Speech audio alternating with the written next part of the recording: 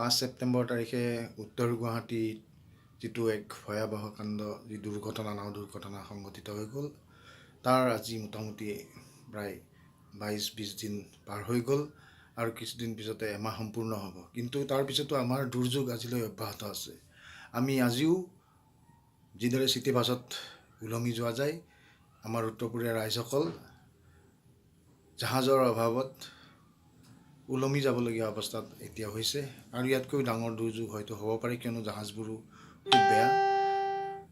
ইয়াৰ লগতে আমি ভাবি আহিছিলোঁ যে আমি যি সংগ্ৰাম, যি এক জাগৰণ উত্তৰ গুৱাহাটীত সৃষ্টি হৈছে, অত্যাধুনিক জাহাজ লাগে আমাক, আমাৰ যাতায়াত ব্যৱস্থা আমি যি ভুগিলোঁ আজি 50-60 বছৰে যি ভুগিলোঁ, মান্ধাতা যুগৰ জাহাজত উঠি বা ভুটভুটিত উঠি আমি যিদৰে প্ৰাণ হেৰুৱালোঁ, তাৰপিছত আমি হয়তো এক উন্নত ব্যৱস্থা আশা কৰিছোঁ আৰু এই আশা হয়তো আমাৰ পূৰণ হ'ব যদি আমি একত্ৰিত হৈ থাকোঁ। উত্তৰ গুৱাহাটীৰ প্ৰতিজন মানুহেই ভাল, মই জানো প্ৰতিজনৰ অন্তৰ খুব শুদ্ধ অন্তৰৰ মানুহ, গতিকে প্ৰতিজন ব্যক্তিয়ে এক বিবেচনা কৰিব যে আমাক জাহাজ লাগে, গতিকে আমি একত্ৰিত হৈ থাকিব লাগিব, ইয়াৰ বিকল্প একো নাই।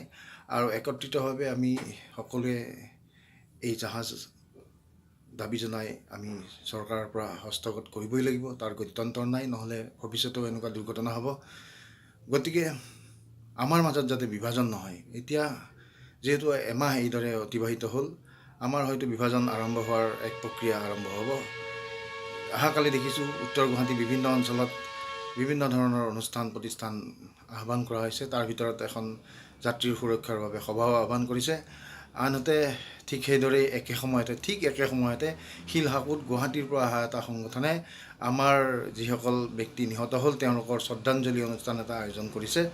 ঠিক আছে, কথাটো বেয়া নহয়, কিন্তু তথাপিও তেওঁলোকে যিটো টাইম ল'লে সেই মিটিংখনৰ লগত প্ৰায় একে সময়তে সেই একেদিনেই একে সময়তে সেইখিনি পাতাৰ ব্যৱস্থা কৰিলে, যাৰ ফলত এতিয়া মানুহখিনি বিভক্ত হ'ব। আনহাতে এটা আমি দাবী জনাইছিলোঁ যে 5 তাৰিখে ৰাইজে এটা স্বতঃস্ফূৰ্তভাৱে সিদ্ধান্ত ল'ব লাগে, যিদৰে আমি এদিন উত্তৰ গুৱাহাটী বন্ধ কৰি দিছিলোঁ। উত্তৰ গুৱাহাটী আমি আহ্বান কৰোঁতে বন্ধ হৈছিল, সিদিনাখন ৰাইজে সকলোৰে দুখ বুজি সকলোৰে যে দুৰ্দশা হৈ আছে, সেই দুৰ্দশাৰ কাৰণে এদিন উত্তৰ গুৱাহাটীৰ আমি বন্ধ ৰাখিছিলোঁ। ঠিক সেইদৰে আমি এদিন ফেৰী সেৱা বৰ্জন কৰিব দিছিলোঁ, যাতে ফেৰী চলিলেও আমি নুঠোঁ, আমি ঘূৰি যাম দৰকাৰ পৰিলে সিদিনা, আৰু যদি আমাৰ বিশেষ কোনো কাম নাথাকে আমি নাযাওঁ। গতিকে সেনেকুৱা ধৰণৰ এক সিদ্ধান্ত ল'লে চৰকাৰে দেখিব যে আমাৰ একতা, আমাৰ সংহতি, আমাৰ সংকল্প কি ধৰণৰ আছে। গতিকে সেই সংকল্প, সেই একতা দেখিলে তেওঁলোকে নিশ্চয় চন্দ্ৰমোহন পাটোৱাৰীয়ে হওক বা আন কোনোবাই হওক তেওঁলোকে দিবলৈ বাধ্য।